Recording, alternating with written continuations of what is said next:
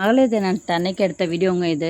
அன்னைக்கு எல்லா ஒரு மகளிரும் இங்கே இருக்கிற மாதிரி ஒரு ஃபீலிங். எல்லாரும் ஒரே மாதிரி சாரி, அவங்க குழுவுக்கு ஒரு சாரி.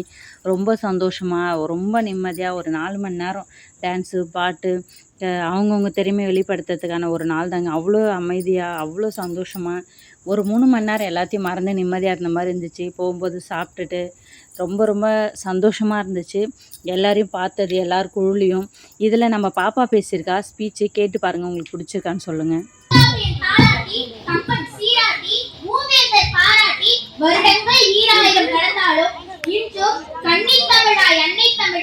அனைவரையும் வணங்கி என் உரையை தொடங்குகிறேன்.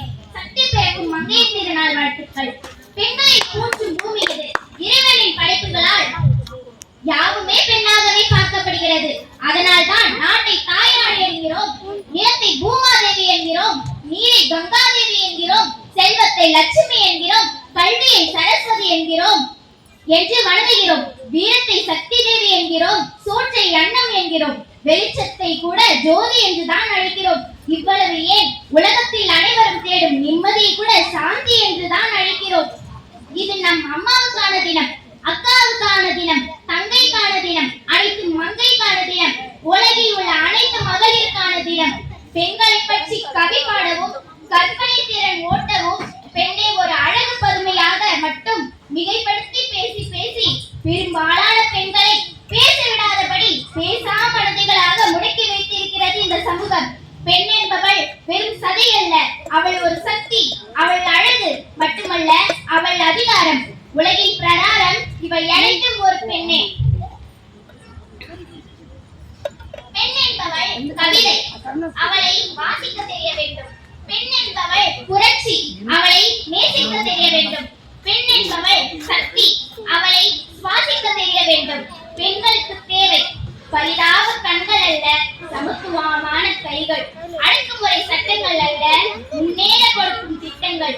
பெண்கள் தாழ்ந்தால் நாடு தாழும், பெண்கள் உயர்ந்தால் நாடே உயரும். பெண்கள் பலவீனமானவர்களை பார்த்து இந்த சமூகம் மிக எளிதில் பலசாலிகள் என்பதை ஏற்றுக்கொள்ள மறுத்தது. மெல்ல மெல்ல தொழில் ஏற்றுக்கொள்ள இணையான ஊதியம் தர மறுத்து பல இடங்களில் பெண்களுக்கான உரிமைகள் மறுக்கப்பட்டன. இதற்காக போராடி பெண்களின் உரிமைகளை மீட்ட நாள் மார்ச் 8ஆம் நாள் உலக மகளிர் தினம். அச்சம் தவி நேர்கொண்ட பார்வை என்ற வரிகளுக்கு இலக்கணமாக வாழும் என் அன்பு சகோதரிகளுக்கு இந்த நாள் அர்ப்பணம். வீரத்திற்கு ஒரு வேலு நாச்சியார், அறிவிற்கு ஒரு அவ்வை, தலைமைக்கு ஒரு மங்கையர்க்கரசி. இவர்களே நமது வேர்கள். இவர்கள் மண்ணாளும் மங்கையர்கள் முதல் பின்னாலும் வனிதாக்கள் வரை பெண்கள் தொடாத சிகரம் எது? ஏறினடை போட்டியின்றி பாராளும் மங்கையர் பார் போற்றுகிறது. பெண்ணை தெய்வமாக போற்றும் நாடு இது என்று சொல்வதை விட பெண்ணை ஒரு சக மனிதராக மதித்து போற்றும் நாடாக இது மாற வேண்டும். அடுப்போதும் பெண்களுக்கு படிப்பதற்கு என்ற காலம் மாறி இன்று விண்வெளி வரை பெண்கள் சாதித்து வருகிறார்கள். ஆனால் உண்மையான வெற்றி என்பது ஒரு சில பெண்கள் அடைவது மட்டுமல்ல, சமூகத்தில் அடித்தட்டில் இருக்கும் ஒவ்வொரு பெண்ணும் அச்சமின்றி சுதந்திரத்திற்காக தன் கனவுகளை துரத்தும் போதுதான் அது முழுமையாக வெற்றியாகும்.